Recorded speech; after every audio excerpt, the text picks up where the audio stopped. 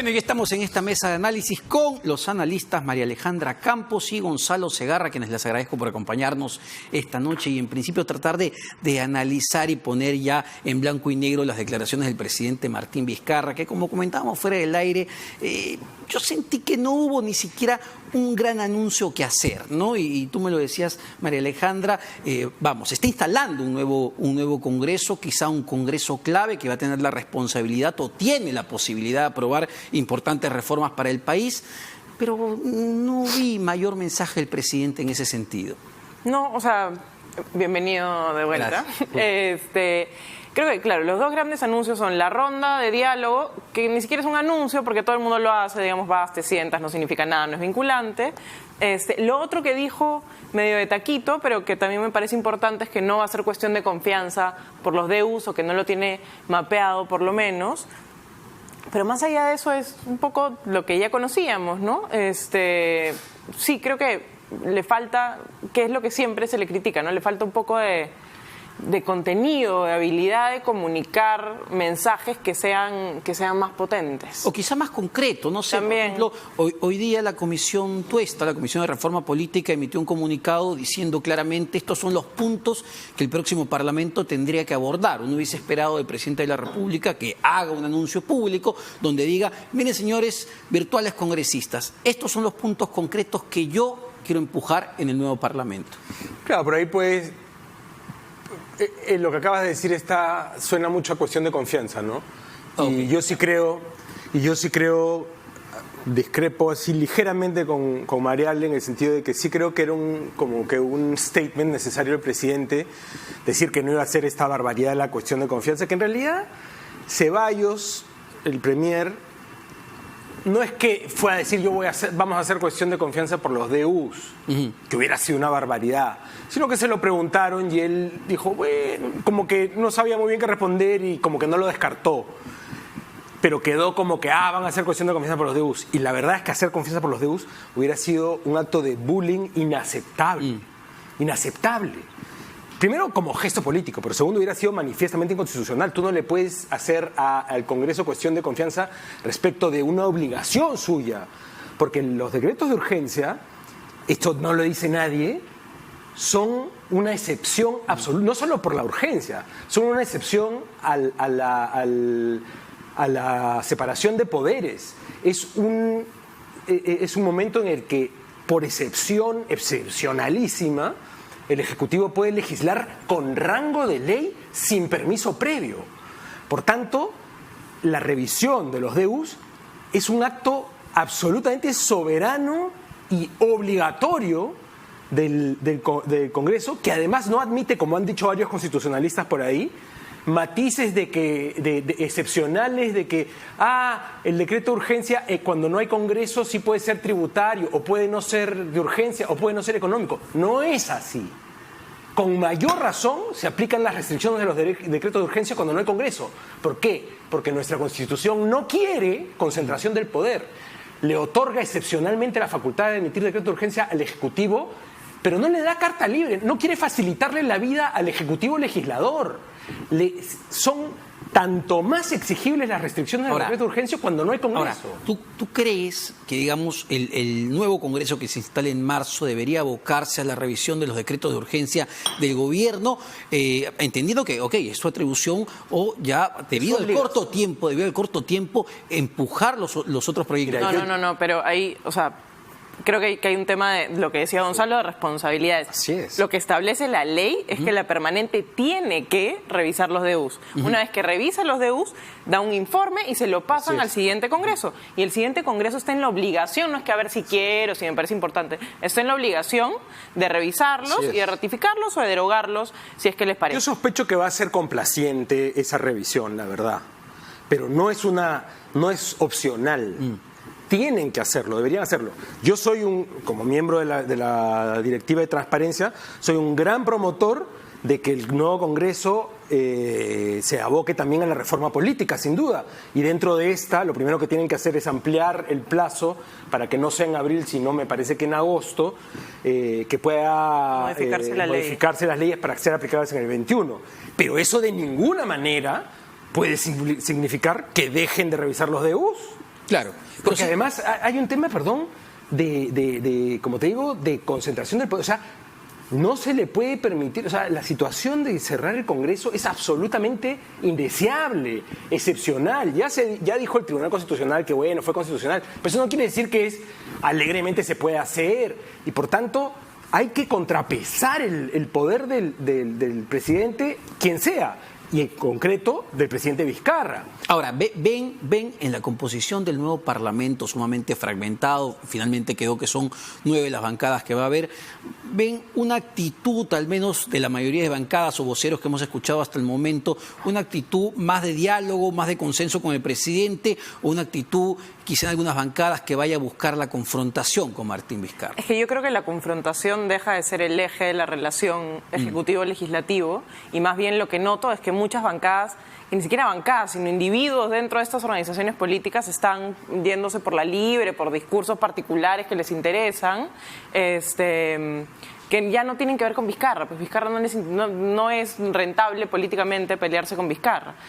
Lo único que los ata es tal vez el tema de la inmunidad, que es el único punto de la reforma política que han tocado insistentemente, pero más allá de eso yo creo que están mirando hacia otros potenciales discursos que les sirvan, que les den rédito político, que sirvan para darles exposición y no tienen que ver con Vizcarra, ¿no? Tal vez cuando empiece la presión por avanzar con la reforma política, que como decía Gonzalo, tiene un plazo corto, o sea, se requiere modificar la ley orgánica de elecciones hasta antes del 11 de abril, ahí empieza a haber algunas tensiones. Pero por ahora me parece que no, excepto por Fuerza Popular, ¿no? Pero que ya no tiene una mayoría. Pero entendiendo también que ya 2020 es un año preelectoral y muchos de los partidos que van a ir y van a estar en este Congreso también, entiendo, van a tener miras de presentarse al 2021. ¿Eso no puede distorsionar de alguna manera la actitud con el presidente? Yo no creo, la verdad. Yo también creo que, a ver, dos cosas. Hay que comparemos el 2016 con el 2020, 2020, en términos de lo que se ha elegido. Por un lado, el contraste absoluto entre concentración del poder en el Congreso, ¿no es cierto? 73, este bloque aparentemente monolítico que tenía el fujimorismo, 73. Y ahora nadie tiene más de 25, ¿no? Entonces ahí hay una clara diferencia. Pero creo que en el fondo el mensaje del electorado es el mismo. Porque ese 73, más inicialmente 19, que era PPK, yo sí coincido con los que interpretan que el electorado les estaba pidiendo concertación, no confrontación. Pero ahora el electorado ha cambiado el mecanismo y ha dicho, ya no por la vía de la concentración en esta supuesta visión liberal o derechista, popular versus tecnocrática, que era en el 2016, PPK, fujimorismo, sino por la vía de la dispersión absoluta. Entonces, si no fue por la coincidencia en la concentración, ahora el electorado les dice, en la dispersión los obligo a que no haya confrontación, sino concertación, ¿no? Ahora, con el plazo que hay, es poco probable que se logren muchas cosas. Por ejemplo, casi todos los analistas dan por descartado que se pueda elegir al TC, que implica unos niveles de concertación pues altísimos. Pero sí, yendo específicamente a tu pregunta, yo sí creo que hay un mensaje muy claro de que la gente no quiere pues esta confrontación absurda, ¿no? Ni entre el Congreso y el Ejecutivo, ni al interior del Congreso. Pero ¿qué es lo mínimo? Yo lo decía al principio, ¿qué es lo mínimo que se puede plantear? ¿Qué es lo mínimo que puede avanzar, digamos, en este Parlamento? Porque queda claro que muchas de las propuestas y promesas que escuchamos en campaña, como el cambio de Constitución e intenciones que tienen algunos grupos, no se va a dar, porque no alcanzan los votos aparentemente. Pero ¿qué es lo mínimo que sí se puede empujar en este corto tiempo, que sea significativo? La reforma política. Sí, pero o sea, lo pondría, digamos, no sería muy optimista en eso, ¿no? Uno, la entrevista yo quiero ser optimista. La entrevista de ayer de Vizcarra es un patrón del gobierno. Comparemos la entrevista versus el comunicado de la comisión Tuesta. Sí. En la entrevista Vizcarra habla de la reforma política como una generalidad, ¿no? Como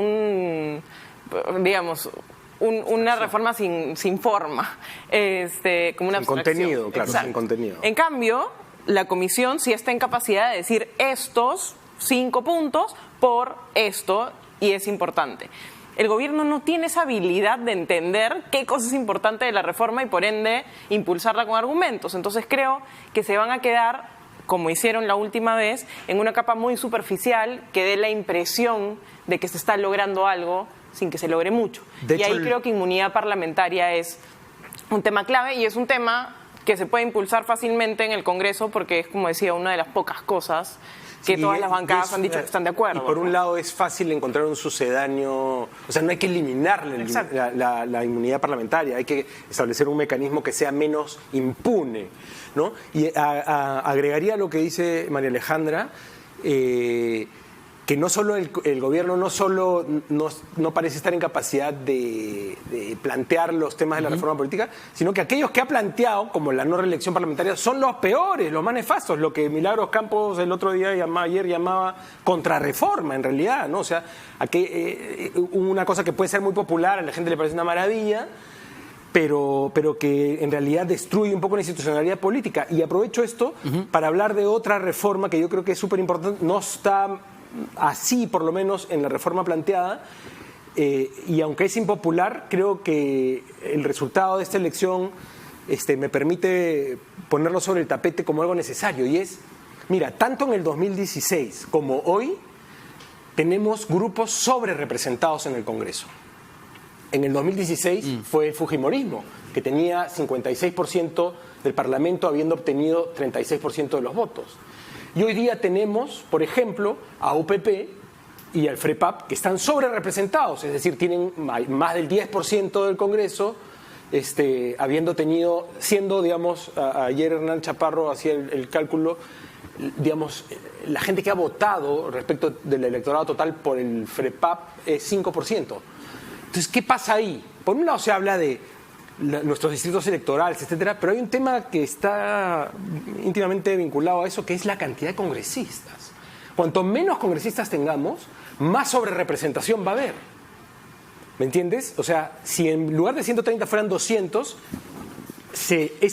esa sobrerepresentación no se eliminaría, pero se disminuiría. Ese 5% se convertiría tal vez en 8.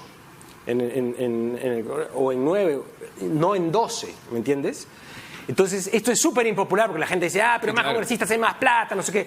Y ya no solo es la bicameralidad, o sea, desde luego yo estoy a favor de la bicameralidad, pero además, mira, la cantidad de... Yo una vez hice, además creo que lo puse en una columna, el cálculo, el ratio de electores por congresista en el Perú es altísimo, uno de los más altos de la región y del mundo.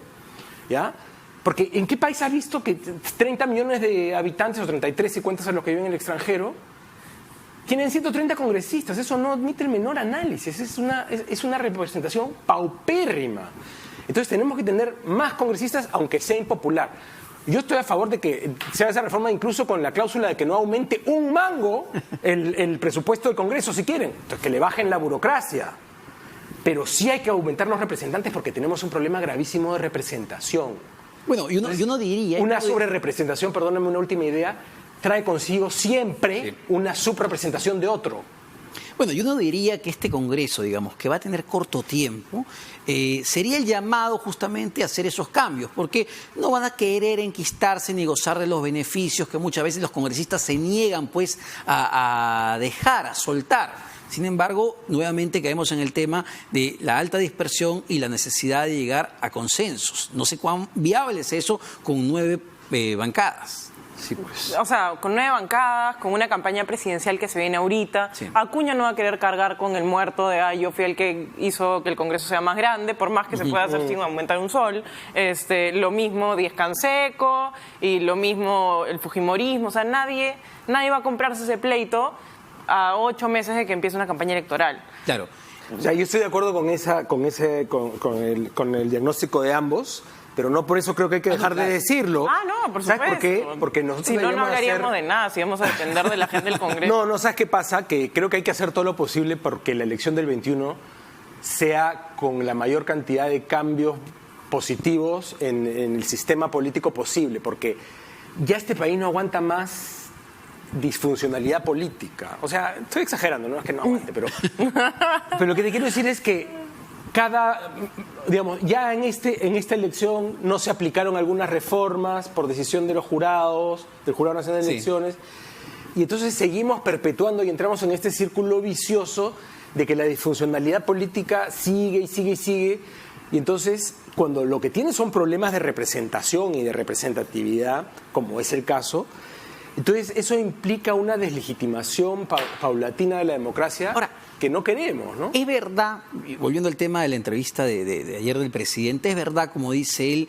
que el pueblo castigó a aquellos partidos que de alguna manera levantaban como bandera el tema de la confrontación, claramente Solidaridad Nacional, claramente el APRA, ellos incluso hablaban de vacar al presidente Vizcarra si es que llegaban al Parlamento. ¿Es así en el análisis? Sí. Yo sí lo creo también. Totalmente. O sea, mira, Solidaridad contigo sacó menos de 1%, Solidaridad 1%, el APRA tampoco pasó la valla y el fujimorismo se ha reducido a su mínima expresión, o sea, un mínimo que es incluso menor de lo que Carlos Meléndez llamaba el núcleo duro, el fujimorismo, que era 8-9, no han sacado 8-9 emitidos, han sacado 5 puntos algo, creo. Entonces, sí, sin duda, la gente no ha querido votar por los que querían mantener este discurso de confrontación, o por aquellos que eran que cuestionaban mucho la gestión de Vizcarra, ¿no? Ahora, pero eso también me lleva a lo otro, ¿no? Hemos estado analizando el tema, digamos, de la responsabilidad de los consensos con el Parlamento, pero ayer también se le pregunta sobre el tema del rumbo que va, o que hemos visto en el país, que ha sido lamentable, las cifras de crecimiento, menos de 3% en el 2019, la expectativa es mejor en el 2020, él trató de responsabilizar el contexto externo, que sí ha sido duro, pero ha habido mucha responsabilidad interna y de manejo, ¿no? ¿Cuál es la visión o la apreciación que tienen sobre lo que puede hacer el Ejecutivo y está en sus manos para generar mayor inversión, mayor empleo, mayor crecimiento? Mira, al comienzo de la conversación que María Alejandra decía que la entrevista del presidente Vizcarra no había tenido mucho contenido, ¿no? Yo decía que discrepaba parcialmente, y una de las cosas que creo que sí el presidente tenía que salir a declarar, porque este ha sido un triunfo de él, en el sentido de que no solo un triunfo judicial, digamos, ante el Tribunal Constitucional, sino que el resultado de las elecciones es un triunfo en el sentido de que se confirmó políticamente, no solo jurídicamente, lo que él sostuvo, que es que la gente repudió a ese Congreso obstruccionista, fujiaprista, etcétera, etcétera, ¿no? Entonces yo sí creo que es un triunfo, pero claro, los triunfos del presidente se quedan ahí, porque como tú dices, yo no sé si sería tan duro con lo del crecimiento, porque lo del crecimiento siempre hay que mirar el contexto exterior, etcétera, y creo que en la década anterior nos acostumbramos a unas tasas de crecimiento que no necesariamente son muy realistas, pero lo que es claro es que este es un gobierno que tiene una paupérrima gestión, ¿no? Entonces cuando uno ve la ejecución de la reconstrucción. Pero entonces, ¿cuál es el contenido? O sea, ¿cuál ha sido el anuncio de Vizcarra en materia económica más allá de Tía María no va? No, yo no digo que esté bien su mensaje, digo que él tenía que dar un mensaje que no lo dio finalmente. Tenía que capitalizar su triunfo. Claro. Entonces, esta parte de con el pueblo castigado, no sé qué, que tú decías además, yo también creo, como María Alejandra, que es cierto que el elector ha castigado al APRA y al fujimorismo, menos al fujimorismo, porque todavía tiene representación, y a Solidaridad Nacional. Ahora, yo quería hacer un apunte sobre Solidaridad Nacional, que estaba embanderando este conservadurismo duro, pero de alguna manera racional, en el sentido de religioso católico, que tiene toda una connotación de 2000 años de pensamiento teológico, y eso ha sido sustituido por otro tipo de conservadurismo más emocional, que es el que yo veo reflejado en UPP, con sus fusilamientos, etcétera, y evidentemente también en FREPAP, ¿no? O sea, estos cantos de victoria del progresismo deberían no ser tan ligeros, porque hay un conservadurismo de Perú idiosincrásico que ha votado. Lo que pasa es que no ha votado está ahí, ¿no? Y clarísimo no ha votado por Solidaridad Nacional. No ha votado por Solidaridad Nacional, pero ha votado por otros representantes a los que ha visto menos, no sé. Sobre tu pregunta, eso del tema económico, hay dos cosas de la entrevista que me preocuparon, que se amarran, que tienen que ver con declaraciones populistas. si quieres vamos a vamos. que tienen que ver con declaraciones populistas. Una es el tema de, la gran empresa sí. no es tan importante, en verdad todos aportamos lo mismo. Y dos, el tema de los extranjeros, que se mantuvo defendiendo la decisión de Morán de crear esta brigada antivenezolanos, que francamente me parece penoso que el presidente tenga esas declaraciones. Claro que sí. Bueno, señores, nos fue el tiempo. Muchas gracias a ambos por acompañarnos en esta mesa de análisis. Nos vamos a una pausa, pero no se vayan porque venimos para analizar todo el tema judicial con el ex viceministro de Justicia, Miguel Ángel Soria. Así que no se despeguen de RPP Televisión.